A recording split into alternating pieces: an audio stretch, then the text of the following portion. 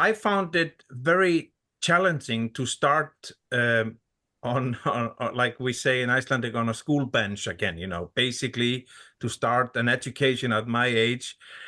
But it was so refreshing to tackle something new and kind of conquer yourself. You really need to be disciplined. You need to learn a lot of things. You need to sort of read a lot of things. Welcome to the Attraction Pros podcast, where we discuss the latest trends and challenges facing the attractions industry today. We chat with some of the top leaders in the field and provide resources that will help develop your career in this great industry. I am Josh Liebman. I am obsessed with the guest experience and helping attractions make that their top priority for success. And I'm Matt Heller. I am passionate about organizational effectiveness, leadership development, and employee engagement. Now sit upright, hold on tight, and get ready for the Attraction Pros podcast. Hey, Matt, how's it going? It's going fantastically, Josh. How are you? I'm doing well. Question for you. Yes. Have you ever been to Iceland? Oh, that's a really interesting question. It just so happens that we were there just a couple of months ago. Why do you ask? I've just been, thinking about it a lot lately. Some podcast I'm listening to, this guy's talking about it a lot.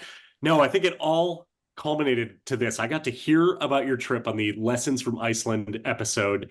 We even talked about it in one of the mini-sodes we did about taking pictures of guests.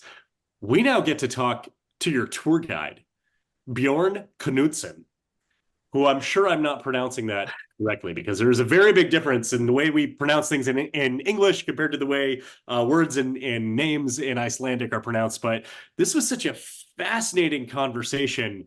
But did you know how Iceland got its tourism boom in the last 14, 15 years or so?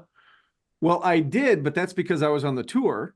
And it had a lot to do with a volcano erupting, which allowed people to learn more about the area and really, I think, be curious about it. Like, I've got to go see that. Like, it's like when anything happens around the world, right? And it gets all this press, people are drawn to it and they want to go see it. Yeah. And that's one of the big reasons that Iceland has gotten a lot of tourism in the last 15 years. It's kind of like all press is good press, right? Is really the message in this, because Iceland was just on the news for, what was it, 10 days straight or so? I remember, I was living in Orlando. I think we were both living in Orlando at the time. I was working in guest services at Universal, and we were getting many guests, from the UK and from throughout Europe who were supposed to fly home, and they were basically stranded in Orlando, and we had to find, accommodations, both hotel and I think we offered some sort of, I don't know if it was discounted or complimentary theme park admission to people who couldn't get home because of this volcano that's erupting in Iceland. So that to me, I think, was actually one of the biggest facts that I learned about Iceland just from this interview. But we learned so much from Bjorn about being a tour guide, about the attractions and tourism business in Iceland, and so much about what went into your actual experience while you were there with your wife and with your friends. Well, and I think what's so cool is you asked me a question, so you turned the tables on us a little bit.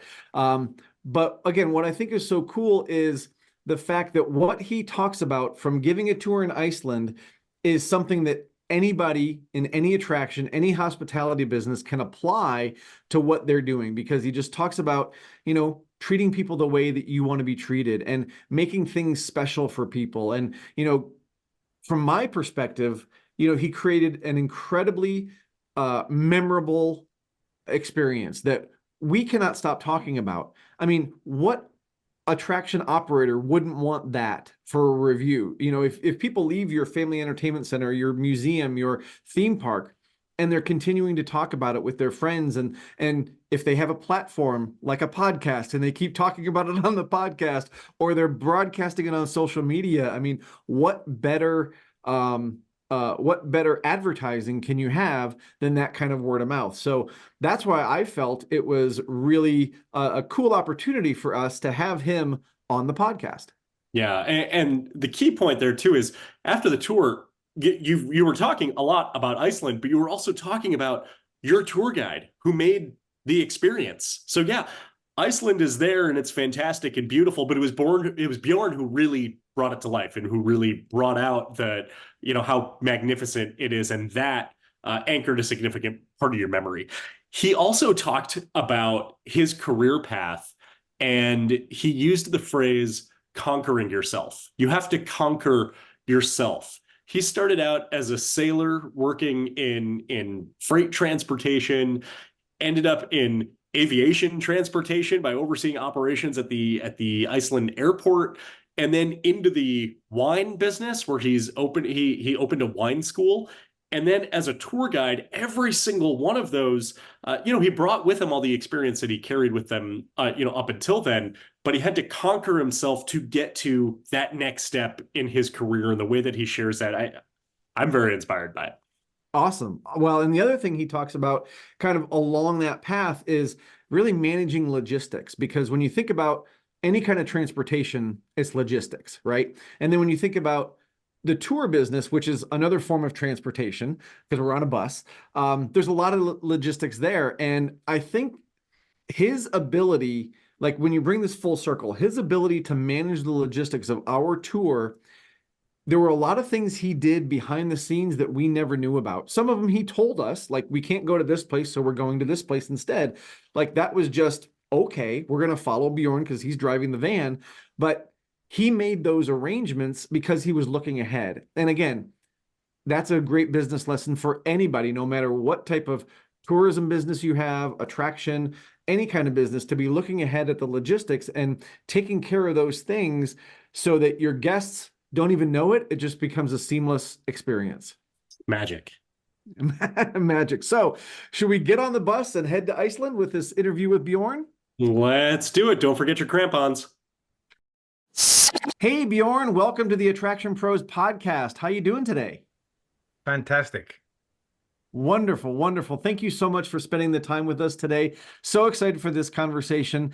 For people who have heard a couple of our past episodes, you've heard me talk about my trip to Iceland. Bjorn was our tour guide over in Iceland, and this is going to give me a chance to kind of relive some of that fun. But before we get into that, Bjorn, can you talk to us a little bit about your career history and kind of what has brought you to where you are today? Yes, I'd be glad to do so. Well, you see, in Iceland, it's a small country, so you have to choose your career path. I think early in life, if you want to succeed. So what I did was that I was keen on being a sailor. So I went early on because, we had, at that time, the fishing industry was #1 industry in Iceland. So I went both on fishing boats and on merchant ships, and did that for a few years, and which was very interesting. And then I went to the College of Navigation, and graduated as with a mate's ticket, as they call it. And at that time, I wanted to go and be a mate on a merchant ship. But this was at the time when containerization was getting in. So there was a lot of decline in the merchant fleet. So that meant that I was kind of without a job before I actually finished my education, to that extent. So what I did then, I went to the United Kingdom, to London, and I studied to be a shipbroker. And from there, I went to university to take a postgraduate degree in port and shipping administration. And by that time, I had already been hired to the company I'd been working for as a sailor. And then I went straight into the office to start to work for them. So I did that for a number of years. I was in various roles. For example, I was a regional manager for the USA and Canada. And then I went to take on an island that is between Iceland and Europe. It's called the Faroe Islands. So we were starting up a joint sailing system there, and I was put in there. And then at that time, I got headhunted, and my career took me then to Australia and New Zealand. So I was working there as an operational director for a French shipping company that was doing island trade into Papua New Guinea, Fiji, Vanuatu, New Caledonia, and Tonga, and Samoas, etc. So I went down there and was there for 3 years. And then, as happens, my family didn't want to kind of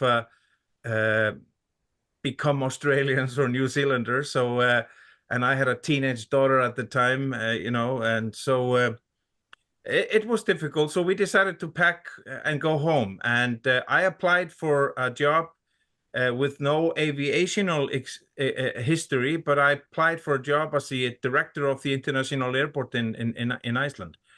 And out of, I think it were 26 applicants or something, I succeeded. So I was asked, and I think it was because of my international experience more than anything else.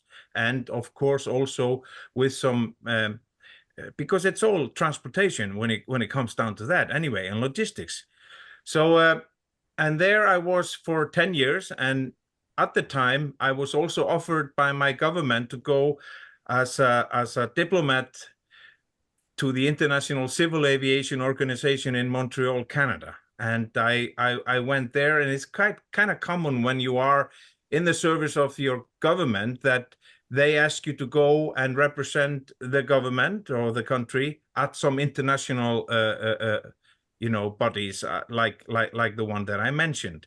So I did that also. And when I came back, this was at the time when the U.S. military, after a decision by Donald Rumsfeld to basically close down the base in Iceland. So that was a huge task to take over all the operation from them, integrate that into Iceland and so on. And then I was there for like another 2 years, and then I got offered a very good position with another company, left the aviation industry and went into logistics for a company that was a big importer of de-icing salt in Iceland, and also fishery salt and packing material for the fishing industry. And there I was for close to 3 years.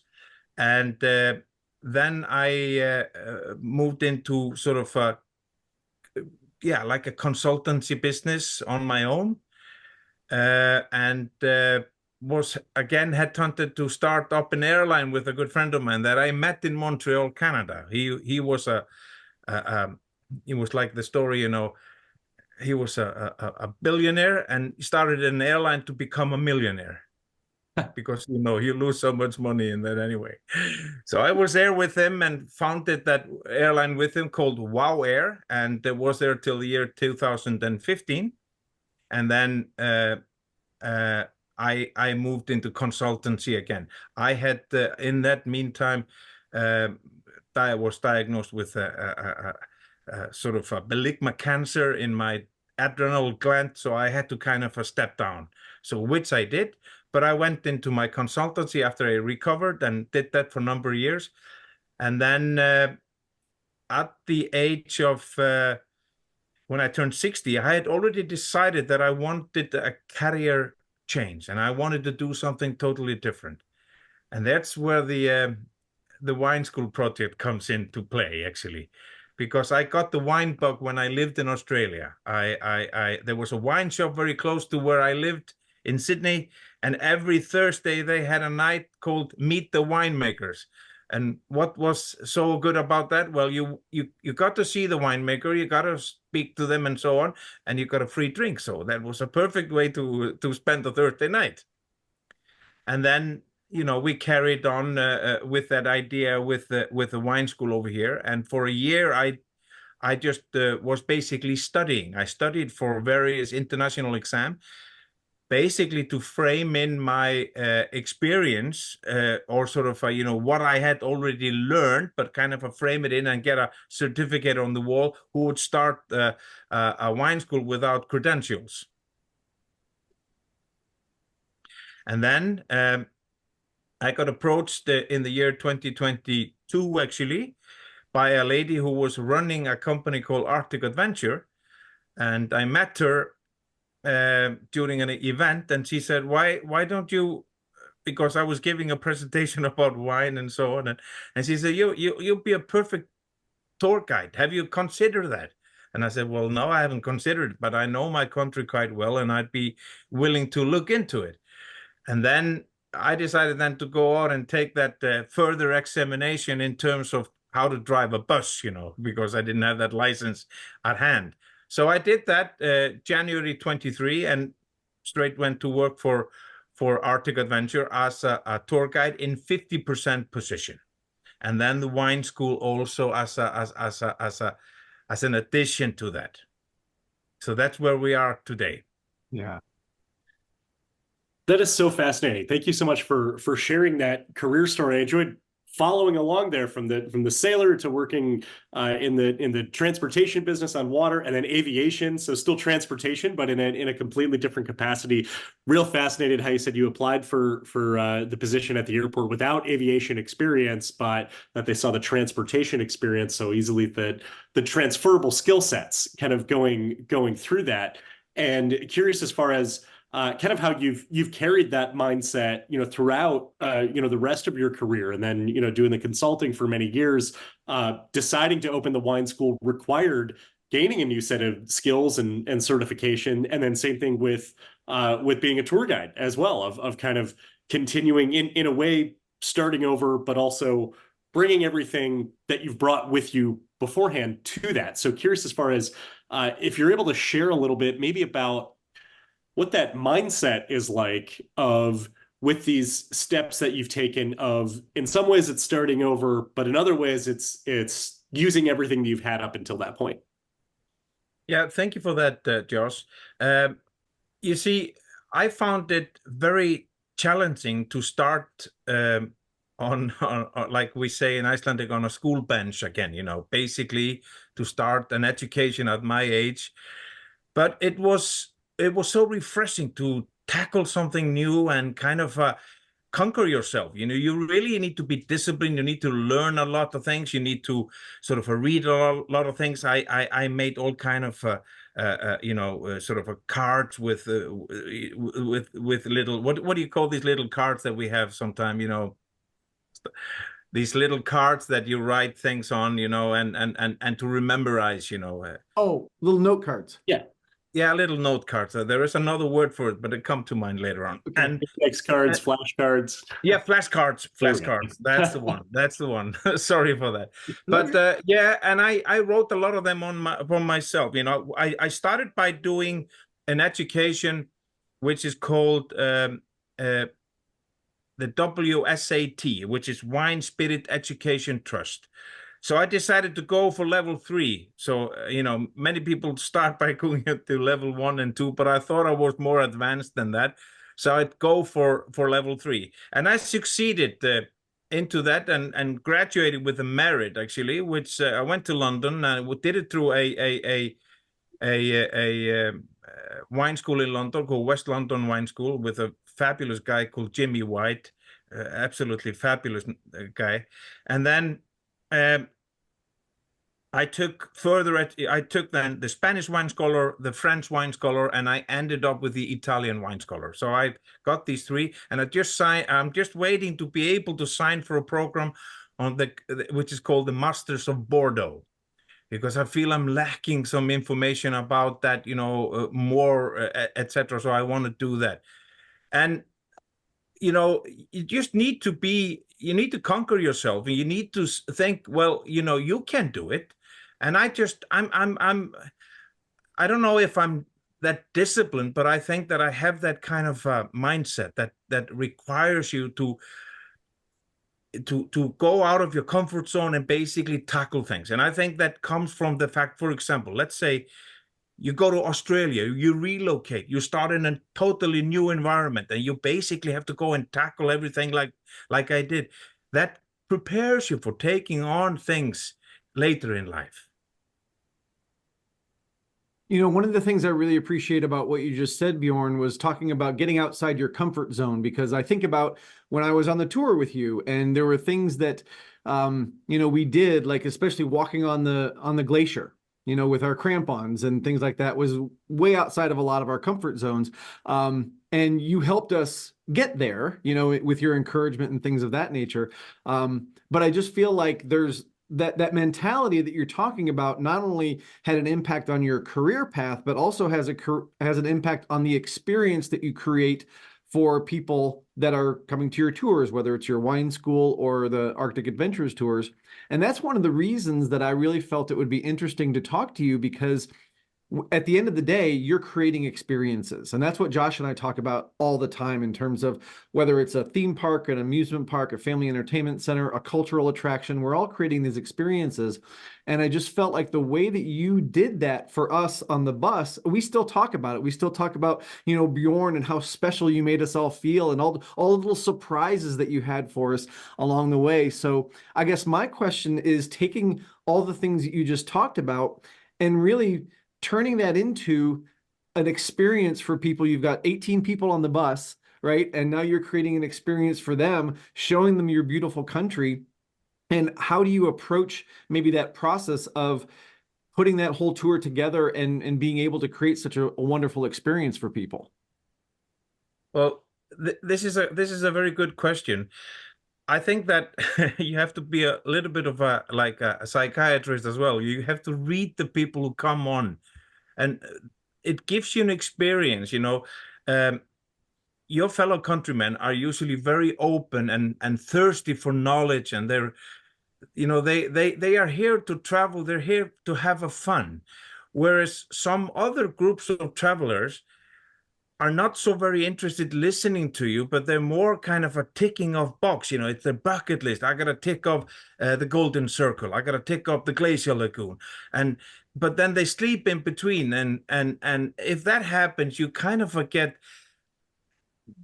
You know, they mute you to a certain extent. You know, if you look in the rearview mirror, you've seen everybody with the closed eyes. You know, what am I supposed to be telling them? You know, waking them, or do they want to take a nap or something like that?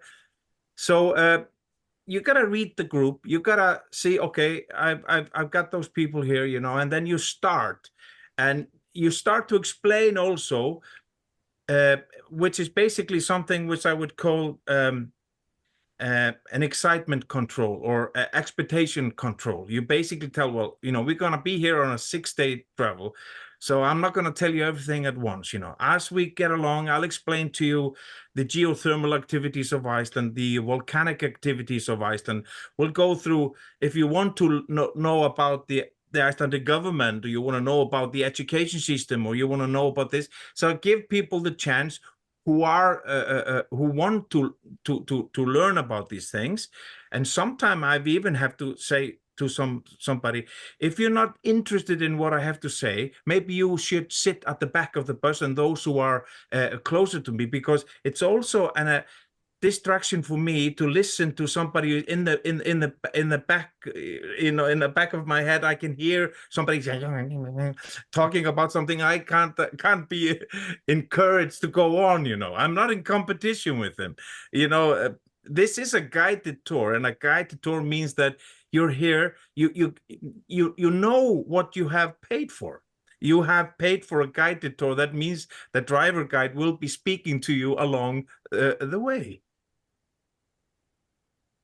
I've got to imagine that that presents a lot of challenges, and in a way, no two tours are the same for the guests, but also for you as well, because you have to really read that and really adapt to that. So can you tell us a little bit maybe about how you do that, of recognizing, oh, here's the guests, they're chatting with themselves, or oh, they just want to sleep, and okay, I respect that. And here's someone, maybe they're not, as tuned in, as they could be, but maybe I can tease that out of them and find where their area of interest is. Are there any kind of secret ways of doing that?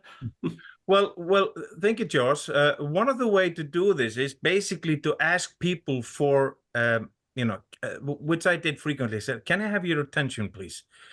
I really want to tell you about something here." So when you approach it like that, you kind of mute those who are talking, because you have already, you're not sort of talking all the time, but you are telling them there's something coming up. I really want to tell you about it. So you kind of ask for attention. And one of the ways you ask for attention, I got to bring up the car quiz because we had so much fun with that. Can you explain what the car quiz is? Yeah, I had I mean, it came up once because there was somebody on the tour who was very keen on playing some music and asked me, can you play some music or something like that? And I said, well, yes, I do have a Bluetooth and I could do that. And then that person sort of, wow, you know, do you think you can play this and that and so on? And I said, listen, I can do that, but do you have your own playlist or something like that? And he said, no, I don't actually, but you know, I'd be interested if you could do this and that, or could you play some Icelandic songs and so on. So the idea came about actually because we have some long drives, you know, and then people are, you know, when you look in the rearview mirror, you see that maybe 80% of the bus is awake, you know. Some do have something in their ears, you know, like some like some iPod, you know, these earplugs, you know, and so on. So you know they're listening to something. But then you say, okay, should we go into a competition? I'm the one controlling this here, and you, the bus, you're 1 vote and I'm 1 vote. So do you know this song here? And I said, well, you have to know the name of the song and you have to know who is performing.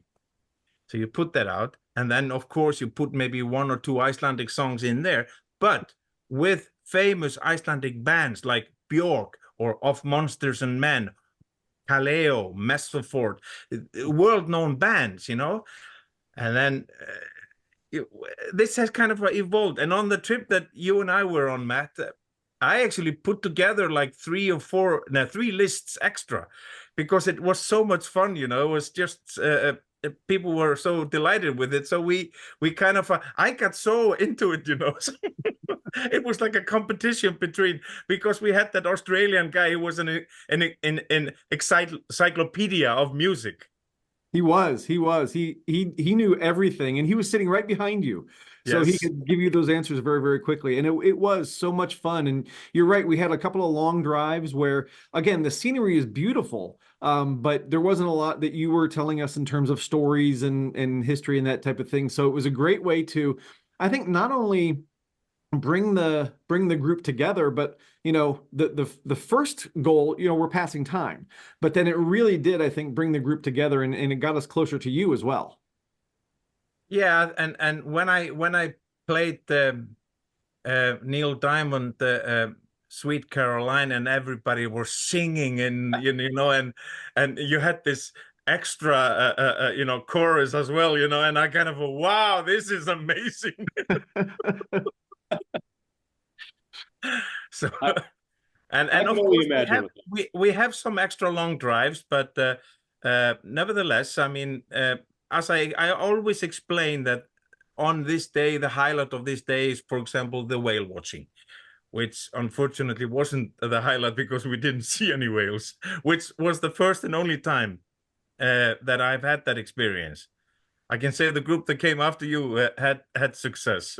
Well, I'm glad to hear that. I'm glad to hear that. That's yeah. No, that's so interesting. I feel like I'm getting a glimpse into the tour. You mentioned Kaleo. I saw them in concert a couple of years ago. Actually, I thought they were fantastic. I have a question for Matt. Actually, gonna switch things around a little bit here. So, Matt, you mentioned, you know, after the tour, you were talking about the tour, the experience with, you know, with your friends, and you were talking about, you know, Bjorn specifically. You know, we've gotten a glimpse of kind of, you know, what the tour was like, but I'm curious, what was it about the way that Bjorn delivered the tour and those elements of the experience that made it worth talking about afterwards, that strengthened the memory, that really kind of solidified it as being a positive experience? I think for me, what it comes down to is that, you know, the tour was great. The scenery was great. He took it to some amazing places. But at the end of the day, Bjorn made us feel special, right? He made us feel like we were the only tour he's ever done. And it felt like all these little special things were just for us. And I know that, you know, we've talked about it afterwards, like, you know, Bjorn must have really loved us because, you know, he took us to all these special places. And, you know, that really made us, you know, not only have these wonderful memories, but again, kind of attach us to Bjorn as well. So I know, Josh, you talk about when you have a good experience and you have a 5-star review, you're much more likely to name a person in that review? Well, for us, we spent 6 days with Bjorn, and it could have gone totally in a different direction, if Bjorn was a different kind of tour guide. But at the end of the day, I think to answer your question, he made us feel very, very special. So Bjorn, how do you make it feel like it's the only tour you've ever done? I think that's my follow-up question for you. What are the elements that go into it to create that very truly personalized experience? Well, I think I can answer that, Josh, with saying, just be yourself. Actually, just if life has taught me anything, it is just to be genuine and be humble and be honest about it. I mean, you can't fool yourself through life. You just have to be sort of you have to be there has to be some core to it. So when I meet a new group, I'm not trying to say, well, this one is special or this one is something. I just do my utmost to deliver a good tour, and I think that what I have tried over the years or just is just to treat people the way I want to be treated myself, and that usually brings results by the end of the day. Yeah. Well, and I think your knowledge of the country, was something that was really, really impressive to all of us. And, your level of hospitality, which is something Josh and I talk about as well quite a bit, in terms of how you treated us very much like equals and just as human beings. And I think there was, at the beginning, obviously we were getting to know you, but then, as the tour went on, it was like, hey, Bjorn, get in the picture with us, and those type of things. So that I think made it a lot of fun as well. Well, I remember particularly when we couldn't go and see Dettifoss because of the road closure, etc. So we took a detour and we went up there, and you guys out to the snow and make snow angels and things like that. We did all kind of things, which as a group, the group also was so engaging, so that makes it so much easier for a tour guide to be at his best game is when he has the audience with him. Oh, absolutely. We were with you. We're still with you. But I had a question because, in our group, there were a lot of us that already knew each other. And then there were a couple of groups of people who were, outside of our group, but we brought them in, into the fold, so to speak. Do you find that most of your tours are people that already know each other, or are they a lot of smaller groups, like groups of 2 and 3, where it takes more time for them to get to know each other? Well, both actually. I've had very often I have maybe a party of 4, and then it's very often party of 2, and then solos. And usually the Europeans, they integrate very well together, the Americans as well.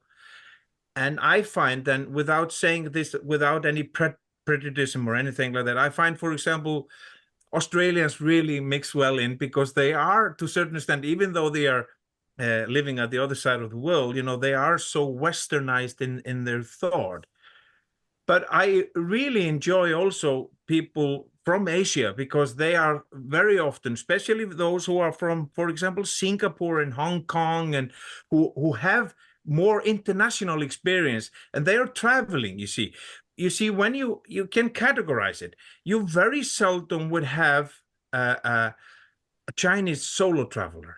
They travel in group. They go off very often in group to Iceland, and then they get usually a Chinese-speaking guide also with them, which is also here. They would very seldom go on a trip like this unless they would have certain proficiency in English. And when they have that, they mix in right away. Mm-hmm. So one of the things you touched on briefly earlier that I'd love to come back to, because it's one of the things we'd love to know about, is the elements of a tour that are out of your control. So, for example, you go on a whale watching experience and there are no whales that you see as part of the experience. Other ones just being about weather or road conditions. And as far as how you really plan for that, to make sure that it's still an exceptional experience, even if it's not exactly perhaps what the group or what the guests expected. Well, just as an example, last weekend I was on a tour. I was on a 3-day tour, and I had a family of 5 from California, and they wanted to do the South Coast and the Golden Circle. And we had to reverse everything because all of a sudden there was just a massive depression coming over Iceland. There was so much snow in the east of Iceland, north of Iceland closed. The Snæfellsnes Peninsula, they had gone and done that the day before, and had to go back without seeing more than half of it. So what I did, and I always do before I go on trip, I look at everything. I plan the trip before. I don't come into the office and say happy-go-lucky or something. I am, brought up in the aviation industry and in logistics. You plan for things. You look at things. That is a kind of a recipe for things, for you to be in control of things. So what I had to do that time was basically to move the glacier experience and order somewhere else, etc. Instead of calling the ops to ask them to do things, you take the matter into your own hand. And this is probably what separates the Icelandic guides from those foreign guides who are guiding in Iceland. And I'm saying they are, many of them, doing marvelous job, is that we have that connection net. We basically know what to do. So we kind of had planned for, we went on a Saturday, started the Golden Circle, and then I said to them, there's a good day today. Let's pack something in here because we don't know what tomorrow will hold. And then the day after, we were not supposed to do any glaciers, but I was up at 6 o'clock in the morning. I looked at the weather. I saw the road east from Kirkjubæjarklaustur, one of the difficult names, one of the first hotel that we stayed at, Geirland Hotel. I saw we couldn't go. So I had arranged everything by 8 o'clock that we would go into a different glacial program to see that and so on. So that was fixed. And then the day after, we couldn't even go east then. So I took the people up to the tomato farm. We had a tomato soup and so on. And just basically everybody left happy. That is our job. But if I would say, well, leave it to the ops to do things, they have million things to kind of attend to. They have buses which are stopped somewhere and they need immediate attention and so on. So you kind of know that you just take matters into your own thing, those that you can. Then you just notify them, I've done this. And then nobody's going to say anything. Yeah. Bjorn, I wonder if we could switch gears just a little bit and take a look at the Icelandic kind of attraction and tourism landscape, if you will. I remember one of the places we went to, I want to say it was a bit of a gorge, and there was farms on both sides. And I remember you saying that one of the farmers was really into the attraction thing. He wanted to, build a hotel, and he was very into it. And there was another farmer who was really pushing back against that. He didn't want any tourism or attractions. So can you talk a little bit about just kind of where Iceland is in terms of its maturity and kind of where things are from an attraction or tourism standpoint? It's a very good question, and thank you for bringing this up. The national parks in Iceland, they stand out. Why? Because they are funded and they're owned by Iceland, the nation itself, so, and they can accommodate traffic, because if there is a new trail to be laid down, etc., it's going to be done. But when you have these private attraction, then people need to either want to do it themselves or hand it over to somebody who can do it. We have what we call DMO, destination management offices, which then can link to investors who say, okay, we do like a BOT. We'll take the project for 5 years. We'll do everything, restrooms, car parks, and and then after 5 years, we transfer it over to you. This was the initial thought with that place that we were working on because I had been working in a capacity as a consultant on that project, trying to basically do a lot of mitigating work actually to try to get this person in who has a better view of that canyon than the other farmer, but the other farmer is receptive to do things. So in a nutshell, many places in Iceland are not ready for the amount of tourism that we're getting, but others are. So I think that as time will progress, we will get there. But for example, we do not charge people to see these places, which you don't enter Yellowstone without entrance fee. You don't go into some of these places without paying for entrance. The only entrance that they ask for is car parking things. And as I understand, a lot of these ones actually end up with the car rental companies and chasing the customers afterwards, etc., because they didn't see the cameras or something like that. So it's still, to a certain extent, immature. We had to build a lot of hotels to accommodate the growth. And the growth really started after that big volcanic eruption in Eyjafjallajökull in the year 2010. You remember I told you about that? Mm-hmm. They were struggling in the newsroom of CNN to pronunciate that name. So one said, I'm not going to call it this name. I'm just going to call it Kevin. So that's how they started to talk about that mountain as Kevin. Nevertheless, we started to get so much tourism after that. New airlines coming into Iceland, and the infrastructure of the airport was not there either. All the hotels, a lot of them were built out of prefabricated units who came basically in, as a container hotels, etc.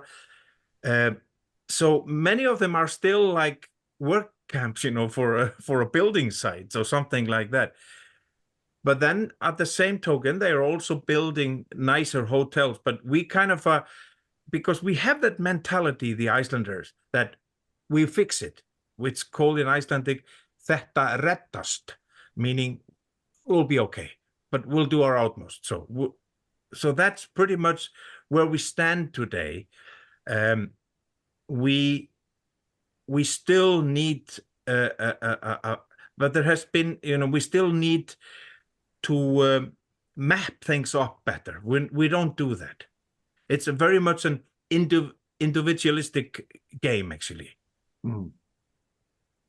So I remember the volcano eruption in 2010. I was working at Universal Orlando at the time, which of course is completely disconnected, but we had many guests who were staying with us who were from the UK and Europe, and we had to find accommodations for them because they couldn't fly home because of the impact from the volcano. My question, though, is how that sparked the tourism boom in Iceland. Well, because we got so much news coverage all over. And we were the one. I mean, I've met people that said, well, I had to go and see what really what grounded Europe for a week or 10 days, I really need. So we got so much coverage, and it's all about coverage, So we were just, on number one in many of the newsrooms day after day, news about the ash cloud, and how the volcano is progressing in Iceland and so on. So that's how we basically got on the map. We were on the map before, but this was just such a huge exposure. Yeah, you were on the map before for what? Fermented shark and things, right? Well, there were tourism here before, yes. and you see, when it comes down, why tourism has also developed in Iceland is because we have had these Icelandic airlines who have used Keflavik or Iceland as a hub, and then they feed cities in the US and they feed cities in Europe, and they link them through Keflavik, and they offer these ones. If you want to fly to New York, why don't you stay over in Iceland for a couple of days? So that's why, for example, we have way more tourism in the southwest of Iceland. And that is what you experienced also, Matt. You saw that we were we were, I wouldn't say that we were alone somewhere, but we were at least in areas where there were very few people. I would say that was the more eastern and southern part. Southeast, east, and part of the north. Mm-hmm. Absolutely. Yeah, I remember there were times when we would, drive for hours and hours, and I don't think we saw another car. Exactly. Yeah. It was kind of neat, actually. I describe it to people as feeling like we were on a different planet. Yeah. At times. And then you're talking about managing expectation. You remember that night when we decided to go to Húsavík, because many people knew Húsavík from that movie, the Eurovision movie with Will Ferrell. And then we went there and we had a dinner there, and then we kind of slowly went back to Akureyri, trying to go Northern Light hunting, which we were unsuccessful, unfortunately, but we managed to see the moon come up. Absolutely. Yeah, it was interesting because we were looking for the Northern Lights, but we saw something else, and I think that was one of the things that we loved about the tour, is that, there might be something that we were trying to get to, and whether we got there or not, there was something else that was still just as memorable. Yeah. Yeah. So I just have to ask, before we started recording, you mentioned the hot dog. So I want to get the Icelanders take on the hot dog, because I did mention it in our previous kind of review of Iceland episode. So what makes that hot dog so special?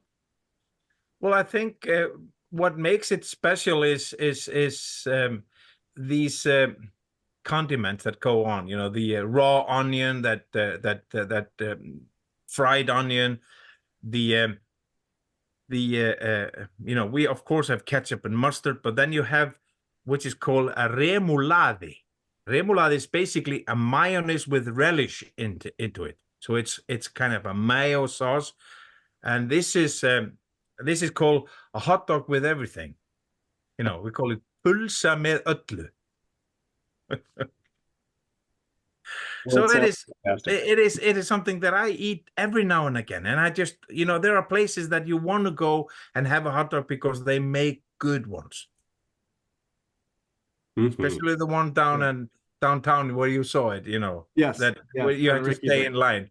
Best hot dogs in Iceland, no question about it. Yeah, they were very good. So Bjorn, we're starting to wind down here. We just have a couple of minutes left, but before we wrap up, we would love to know, if someone is planning a trip to Iceland, what are the top 3 things that you recommend people see while they're visiting? Well, I would definitely go and take the Golden Circle, because the Golden Circle kind of frames up a lot of things. It does the Parliament site, it does the Golden Waterfall, and it does the geyser area. Then I would say, and many people take a look at the south coast of Iceland, and then I would like to say the south coast to the Glacier Lagoon, because I don't want to sort of because when you go, for example, to the east of Iceland, that's slightly more isolated, but an area like the canyon that we saw, if you would have gone to the east part of it, it is absolutely breathtaking. So if mentioning 3, Golden Circle, Glacier Lagoon, and Stöðlagil Canyon. Very nice. And we will not be able to pronounce any of those, but we love hearing about them. So Bjorn, this has been just a fascinating conversation. I've learned more about you, even though we spent 6 days together. So if anybody wanted to learn more about your wine school, or even get in touch with you, where would you send them? Well, I mean, we have a website, which is in Icelandic. It's called Vínskólinn. Vínskólinn means wine school. If you look at the wine school by the lake, then you will find us there.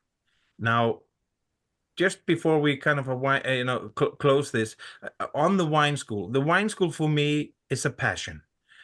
I don't want to be working on this full time, because it's the same with the guiding. It has to come from your heart, It has to be a fun to do these things, because then you are at your best game. And I had, for example, one of the biggest wine importer in Iceland last night here in the wine school.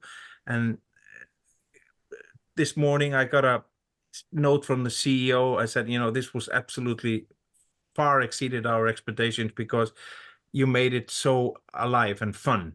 And that's what I want to do. And not, both with the guiding and with it, not overdo it, but sort of, in moderation, should I say. It's the same thing I tell people when they come to the wine school. They say, are you teaching us how to drink? I said, well, to a certain extent, that could be, the fact. But I want you to remember that you always drink in moderation. Same with everything else, moderation. Excellent. Fantastic. Well, Bjorn, this has been such a fascinating conversation. We'll take the link to the wine school. We'll put that in the show notes so it's easy for everyone who's watching or listening to find. And for everyone out there who is watching and listening, just remember, we are all attraction pros. Thanks for listening to the Attraction Pros podcast. Make sure to subscribe so you can tune in when new episodes release. And even better, please leave us a review on iTunes. For more information, visit attractionpros.com.